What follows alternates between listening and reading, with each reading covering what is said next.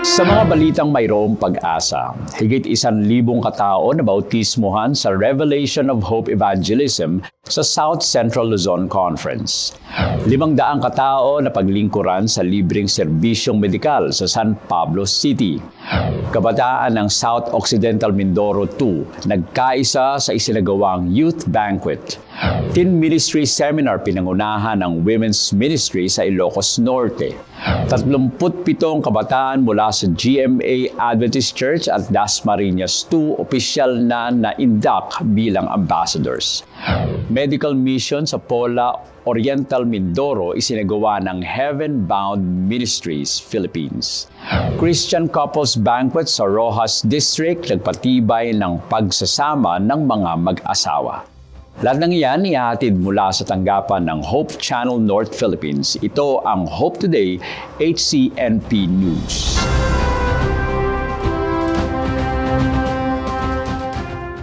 Masayang pagbati sa inyong lahat. Muli kaming nagbabalik upang maghatid ng balita at mga pinakabagong updates sa paglilingkod ng mga Seventh-day Adventists sa Luzon. Sa ilalim ng Revelation of Hope Evangelism, nagsanib puwersa ang South Central Luzon at Pennsylvania Conferences sa isang joint evangelism sa 39 na lugar sa Batangas at Laguna bilang bahagi ng Harvest 2025. Dahil dito, mahigit 1,000 katao ang tumanggap kay Jesus bilang kanilang tagapagligtas. Isang patunay ng kapangyarihan ng salita ng Diyos.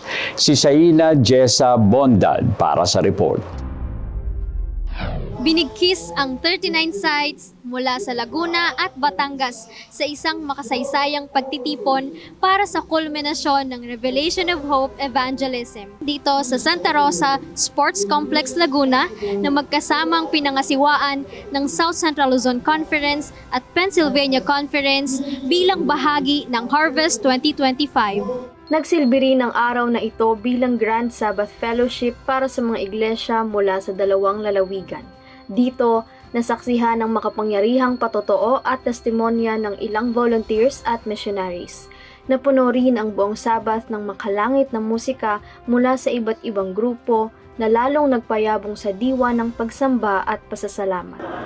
Jesus said that He wanted His church to be one, and by us being here in SCLC, we feel that oneness. And so I'm just so thankful for the members of SCLC, the church leadership at the local level as well as at the conference level. You have made us feel one in Christ. Even though we come from another part of the world and another nation and another culture, the unity we have in Jesus Christ and in the Seventh-day Adventist message is powerful, and it's what will unite us throughout eternity.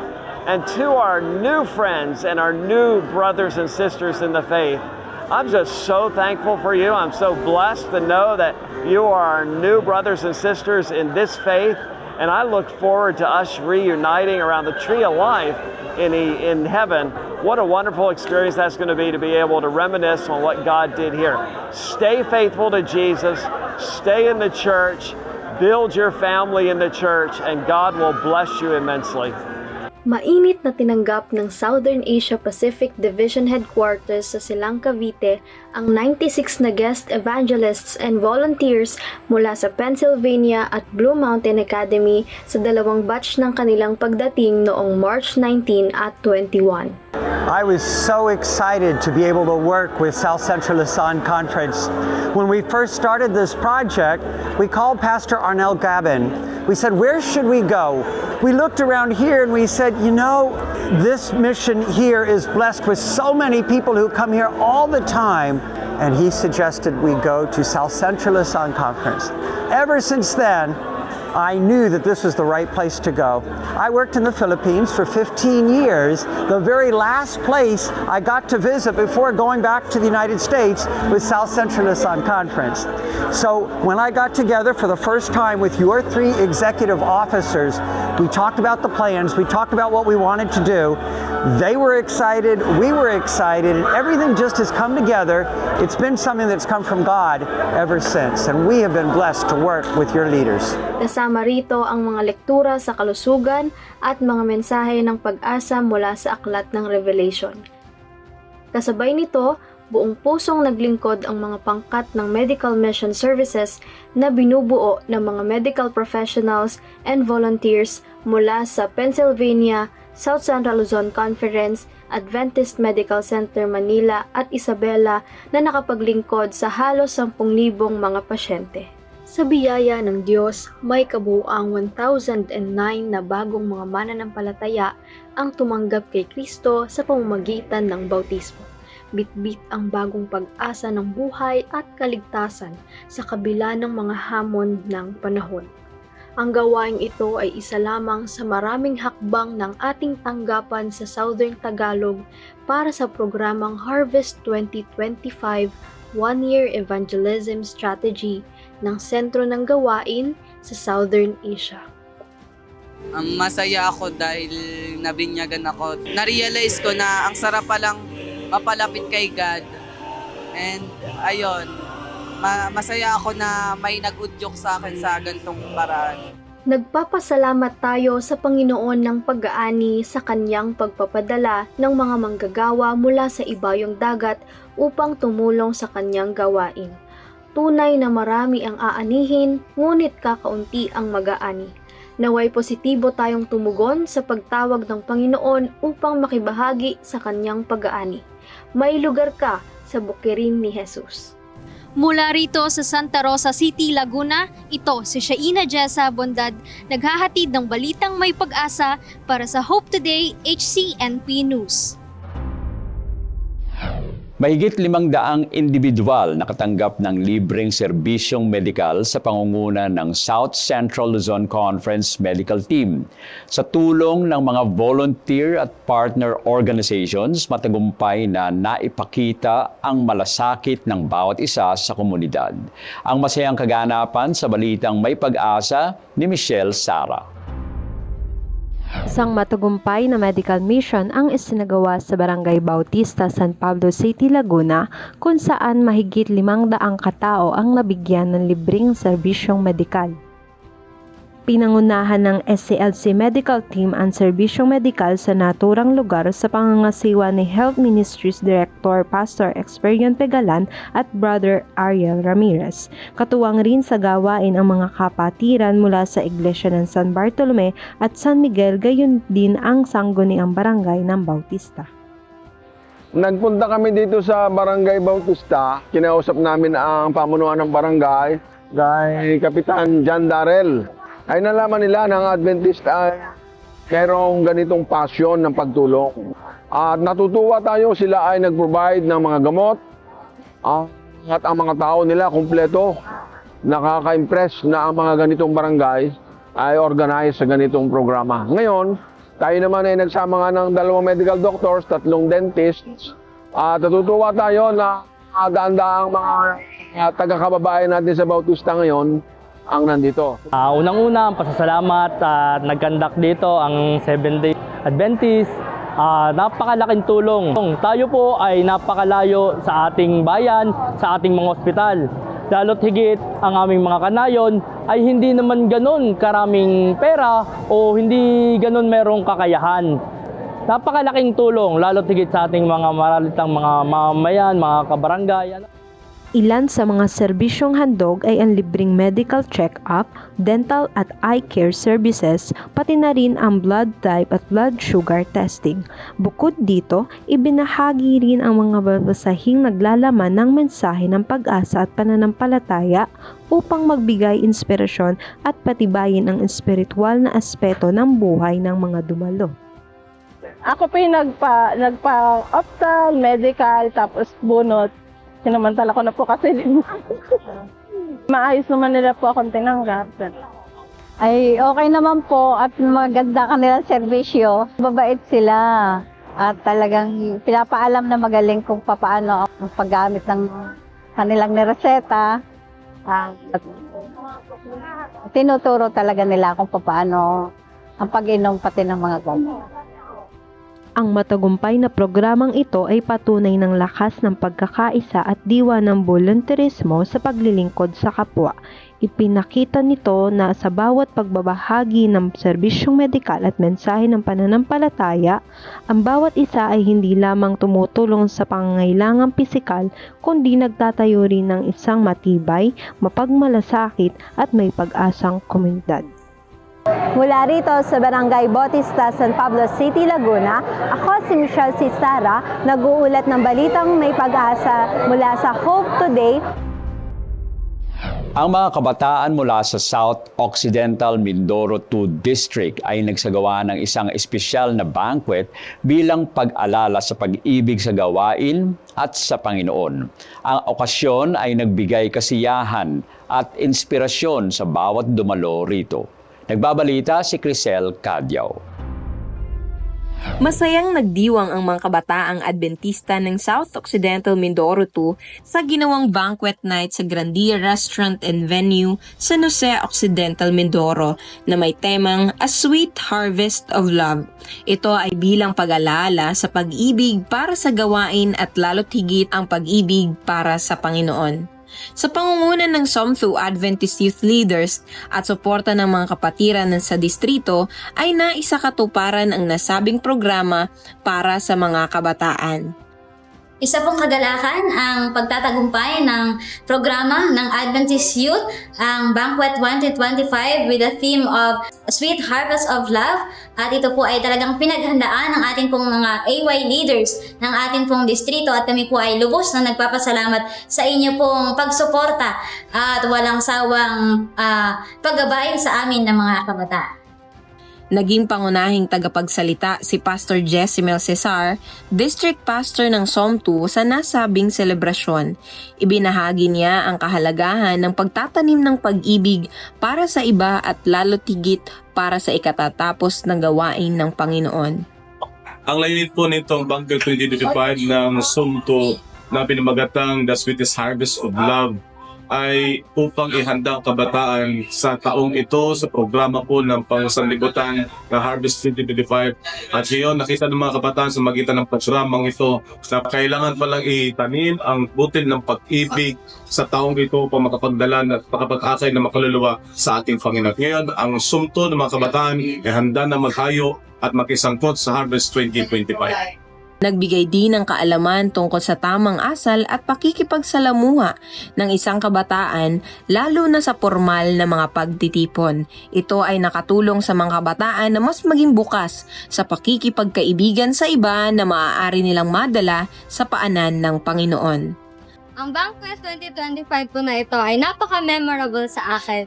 Simula pa lang sa pag-prepare ng mga AY leaders, alam namin na hindi lang kami ang naghahanda. Tinutulungan kami ni God sa paghahanda. At dahil doon, napaka-successful ng event na po. Isa sa mga natutunan ko ay tungkol sa pag-aalaga ng pag-ibig. Hindi lang naman pag-ibig sa ibang tao, kundi rin sa ating mga family, sa ating mga friends, na hindi lang natin dapat sila sabihan ng I love you, pinapakita din sa ating mga gawa at pagbibigay natin ng time sa kanila. Ayuning maghatid ng balitang may pag-asa, Crisel Cadyao, nag-uulat para sa Hope Today, HCNP News. Sa mga aktibidad at talakayan ng Teen Ministry Seminar, nabigyan ang mga kabataan mula sa Northern Luzon Mission ng pagkakataon na mas kilalanin ang sarili, maunawaan ang kanilang pinagdaraanan at higit pang mapalakas ang kanilang espiritual na aspeto sa paglago ng pananampalataya. Tunghayan ang kaganapang ito sa balitang may pag-asa ni Diosdado Estrano. Ang Teen Ministry Trainers Training na ginanap sa Visaya, Ventar, Ilocos Norte ay dinaluhan ng mahigit sa 200 mga kapatiran na ang layunin ay hikayatin na sa bawat iglesia may sagawa ang mga pagsasanay sa mga kabataan na pinangungunahan ng mga kababaihan. Masayang nagsanay ang mga dumalo sa training na isinagawa sa pangunguna ni Ginang Lulet Agdepa bilang siya ang direktor ng Women and Family Ministries ng Northern Luzon Mission of the Seventh-day Adventist Church. Ayon sa kanya, layunin ng training na ito na maipalaganap ang ganitong pagsasanay. Ang pinaka-goal po dito ay upang may palaganap ang ganitong klaseng training. Sa ganon, matulungan ang mga teens, ang mga multi-trainers na lubos na maintindihan ang sarili, yakapin ang uniqueness, and at the same time, sa kanilang pakikahalubilo, kung saan man sila sa school, at saka sa mga trainers din sa kanilang community, ay kanilang lubos na maintindihan ang iba't ibang personality ng kanilang mga kasama, mga nasasakupan, fellow workers, at saka lalo na sa kanilang mga kasama sa bahay. Nang sa ganun, magkaroon ng harmony sa kanilang tahanan. Nagbahagi rin naman ng mga kaalaman sa mga lekturang masayang isinagawa ang mga napiling leader ng mga kababaihan. Bilang isa sa mga naging trainer, inaasahan ko na ang mga participant ay maging mas aware sila kung paano i-deal yung mga AY, lalong-lalo na yung mga teenager sa kanilang mga iglesia. Dahil dito sa training na ito, karoon sila ng awareness even of themselves na meron palang iba't ibang personalidad ang mga tao. Masaya po ako na isa ako sa mga facilitator. Natutunan namin, naturuan namin ang mga bata, ang ating mga teens. Nakatulong po sa akin ang activity ngayong Sabat sa aking paglago sa sarili. Na-realize ko po na ang bawat teen ay may kanya-kanyang sarili-sariling ugali. Na-realize ko din po, ang mga ugali na ito ay may purpose ang Panginoon. Bale, binigyan po tayo ng purpose ng Panginoon na maging sociable dahil hinihikayat niya po tayo na maging inclusive sa mga tao sa ating kapaligiran upang matulungan sila na mailapit natin sila sa Kanya. Ang programang ito po ay napakalaking tulong po sa aming mga kabataan. May mga personality na parang hindi pa namin kilala yung sarili namin. Wow, ang ganda ng reminder na to. Kasi malalaman mo kung ano yung dapat mong baguhin sa sarili mo para ready kang mag-grow. Ang natutunan ko po sa mga messages na narinig and sa mga activities na nangyari ay importante ang pagkilala sa sarili dahil dito mo malalaman kung ano yung strengths and weaknesses mo in serving God. Yun. Inaasahang ang mga kaalamang ito ay maibahagi at magawa ng mahusay sa bawat iglesia ng bawat dumalo dito. Sa susunod na mga linggo or susunod na mga bulan ay magkakaroon ng ganitong training sa kanilang mga iglesia. Ako si Diosdado Estranio mula dito sa Ventar, Ilocos Norte, nag-uulat sa Hope Today at CNP News. Sa unang pagkakataon, matagumpay na isinagawa ang Ambassador Induction Ceremony na pinangunahan ng GMA Central at Dasmariñas 2 District. Ang makasaysayang pagtitipon ay may layuning kilalanin at hikayatin ang mga kabataang handang tumugon sa panawagan at paglilingkod sa Diyos, kapwa at komunidad. Sa balitang may pag-asa, ihahatid ni Aishel Habasa. Mahigit 30 mga kabataan ang formal na idineklarang miyembro ng Ambassador Clubs ng GMA Central at Dasmariñas 2 District sa pamamagitan ng isang joint induction ceremony ika-4 ng Abril. Ito ang kauna-unahang induction ceremony ng naturang youth club sa buong Cavite Mission at isinagawa ito sa GMA Central Church. Bilang guest speaker, nagbahagi ng mensahe si Pastor Kenneth Patilan, Cavite Mission Associate Director for Senior Youth Leadership, patungkol sa misyon ng mga ambasador para kay Kristo Jesus at ang 7 pundasyon na magpapalago sa buhay ng mga kabataan. Ang 37 inducted members ay binubuo ng 2 local clubs sa Area 1. 23 rito ang nabibilang sa GMA Central Church na pinangungunahan ni Brother Macmillan Espeña bilang Club Director. Habang nasa 14 naman ang sa Dasmariñas 2 District na pinangangasiwaan ni Brother Jewel Leonard Robles. Bilang isang director po ng Ambassador Club sa isang local church dito sa GMA Central SDA Church, gusto ko po na maging direction po sa mga susunod pang activities ng Ambassador Club na ito ay mas mapalapit pa po ang mga kabataan sa pamamagitan ng mga activity at sa discipleship plan na part po ng curriculum ng Ambassador, at na nawa ay maunawaan nila kung gaano kamahal ng Diyos ang bawat isa at kung gaano plano ng Panginoon na gamitin ang ating buhay upang maging living witness ng kanyang pagpapala at kabutihan sa bawat isa. Nakapailalim sa kategoryang Senior Youth Ministry ang Ambassador Club. Layunin nitong tugunan ang espiritual, emosyonal at mental na pangangailangan ng mga kabataang nasa age group 16 to 21 sa henerasyong ito. Ang Ambassador Ministry ay isang programa sa pangkabataan kung saan ito ay natuturuan ang mga kabataan na mahubog ang kanilang spiritual na condition. Ang objective dito ay para mapalago ang relasyon ng bawat bata sa ating Panginoong Kristo, magamit ang kanilang skills sa paglilingkod sa church, magamit ang kanilang skills sa paglilingkod sa community, at magkaroon sila ng view pagdating sa mga relationships. Tinatakil din dito tungkol sa outdoor industry, vocational, tapos community. Ito yung complete package para maturuan natin ang mga kabataan. Ako ay nananawagan na yakapin itong programa na ito sapagkat dito lang po sa Seventh-day Adventist Church mararanasan natin kung saan dito natin makikita ang tunay na paglilingkod sa ating Panginoong Diyos. Marahil hindi pa madalas naririnig ang youth ministry na Ambassador Club. Ngunit ang gawain tulad ng induction ceremony ay patunay lamang sa pagpursige ng Iglesyang Seventh-day Adventist na tulungang mailapit ang mga kabataan sa paanan ng ating dakilang Panginoon. Layuning maghatid ng balitang may pag-asa mula rito sa GMA Cavite. Ako si Asial Habasa para sa Hope Today HCNP News. Naghatid ng tulong ang Heaven Bound Ministries Philippines sa mga residente ng Central Oriental Mindoro District sa magitan ng libreng medical at dental mission. Ito ay bahagi ng kanilang advokasiyang maglingkod sa komunidad, hindi lamang sa pisikal kundi pati na rin sa espiritual na aspeto. Alamin ang kaganapan si Jem Pamaranglas para sa report.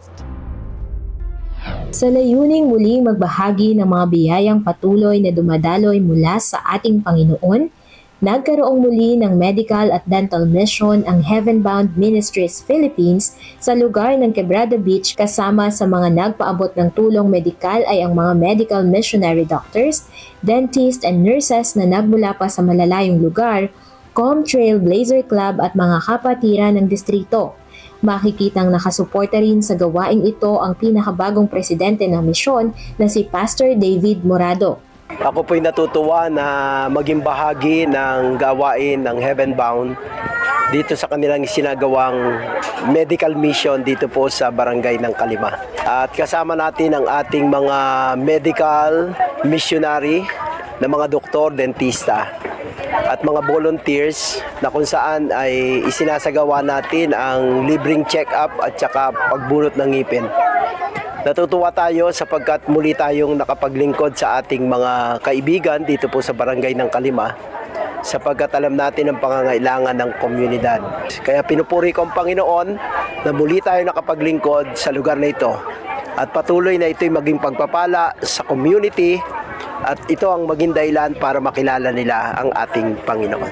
Ang serbisyo ay opisyal na sinimulan sa ganap na alas 9 ng umaga at nagtapos ng alas 4 ng hapon kung saan nagkaroon ng libreng konsultasyon sa kanilang medikal na kalagayan ang mga kapatiran, kalakip ang libreng gamot, libreng pabunot ng ngipin, libreng gupit ng buhok para sa mga kalalakihan at pamimigay ng libreng damit. Ang nasabing gawain ay espesyal na isinagawa para sa mga kapatiran ng distrito kasama ang Kalima Mangyan Group, Bible Interests, Cared Families at mga kaibigang non-Seventh-day Adventists. Ako'y nagpapasalamat ng lubos sa mga nagbigay ng tulong sa medical mission na naganap dito sa Barangay Kalima. Kami po'y nagpapasalamat ng lubos dahil nakapagpasikap kami ng libre.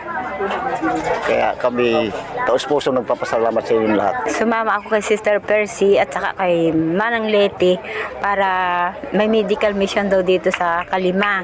Ngayon, talagang ako'y nagpursigin sumama para malunasan yung sakit ko sa paa. Ngayon napagbigyan naman ng lunas, nabigyan ako ng gamot kaya ako'y nagpasalamat. Ang ganitong mga gawain at serbisyo ay isang larawan ng pagtanggap natin sa mga gawaing iniatas sa atin ng ating Panginoon bilang kaniyang mga kamanggagawa. Ito ay tanda na ang pag-abot sa puso ng bawat anak ng Diyos ay hindi lamang sa pamamagitan ng mabubuting balita sa Biblia, kundi pati na rin sa mga mensahe at katotohanang patungkol sa ating kalusugan. Layuning maghatid ng mga balitang mayroong pag-asa. Mula sa Com District, Mindoro Island Mission, ako po si Jen Famaranglas, nag-uulat para sa Hope Today, HCNP News. Isang makabuluhang gabi ang naranasan ng 40 mag-asawa sa ginanap na Couples Banquet sa Roxas Oriental, Mindoro. Layunin ng programang ito na muling pasiglahin ang kanilang pagmamahalan at paalalahanan silang gawing sentro ng kanilang relasyon ang Panginoon sa bawat yugto ng kanilang pagsasama. Tunghayan ito sa balitang May Pag-asa ni Ivana Fabella. Sa temang Let's Rekindle the Fire, muling isinagawa ang Christian Couple Banquet na ginanap sa Willan Days Integrated Farm, Mabuhay, Roxas Oriental, Mindoro. Layunin ng pagtitipon na ito na muling pasiglahin ang pagsasamahan at pagmamahalan ng mahigit na 40 mag-asawang Adventista sa pangunguna ni Ma'am Daisy Tana.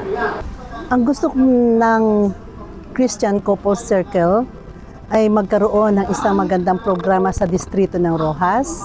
Nang sa ganon, ang mga mag-aasawa from matatanda to bata, huwag masira ang kanilang relasyon. Kundi ito'y lalong patuloy na nag-ignite or close relationship with the couple na habang tumatagal ang panahon, nakasama ang Panginoon, na lalong masaya ang isang tahanan. So yun po ang isang way ng purpose ng programang ito. At ganun din ang samahan na mag-aasawa within the District of Roxas.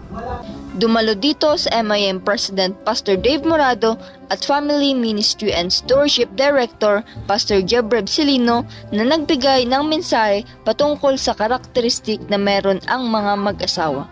Okay, napaka-importante ng ganitong gawain itong couples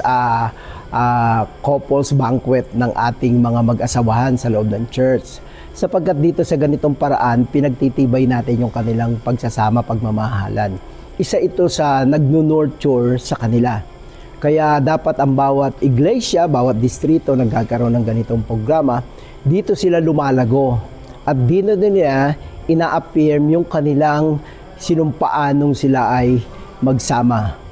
At ang napaka-importante rito ay iginaguide natin sila na si Kristo ang maging sentro ng kanilang pagmamahalan. At kapag ka ang mag-asawa ay na-bless at naramdaman nila na ang Panginoon ay nagiging sentro ng kanilang pagsasama, ang loob ng tahanan ay magiging masaya.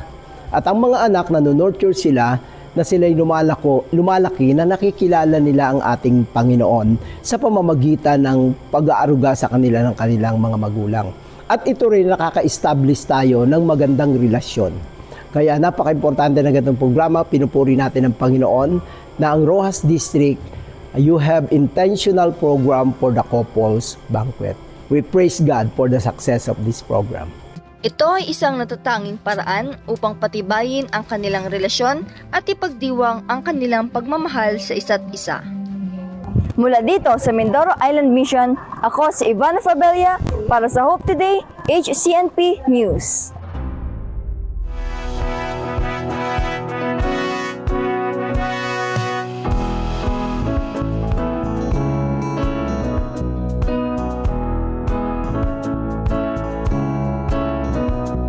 Sa AWR 89.1 FM, tunay na may good vibes, airwaves of love, from dusk till dawn, our love for you is strong. Sa good news at music we will go, sa AWR 89.1 FM. Pag-ibig at pag-asa ang hatid namin.